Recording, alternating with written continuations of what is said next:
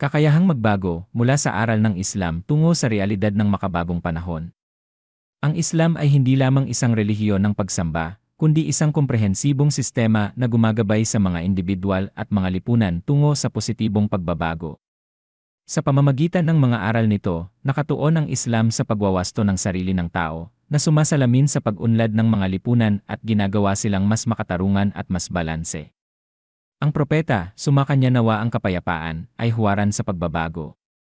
Sinimulan niya ang kanyang dawa sa pagbabago ng mga tao mula sa loob, at itinuro sa kanila kung paano harapin ang mga hamon at ayusin muna ang nasa kanilang sarili, upang pagkatapos nito ay makaapekto sila sa kanilang mga lipunan. Sinabi niya, sumakanya nawa ang kapayapaan, ako ay isinugo upang ganapin ang pinakamagagandang pag-ugali.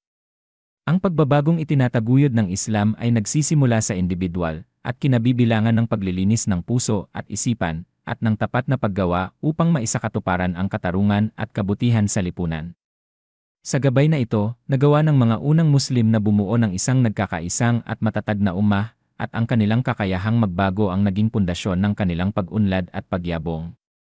Sa kasalukuyan, kailangan ng mga Muslim na bumalik sa matibay na kaalamang ito sa Islam, na nagtatakda kung paano magkakaroon ng positibong pagbabago sa ating personal at panlipunang buhay. Kapag isinasabuhay natin ang mga aral nito, mas nagiging kaya nating magdulot ng tunay na epekto sa ating mga lipunan na nakatutulong sa pag-unlad at paglago nito.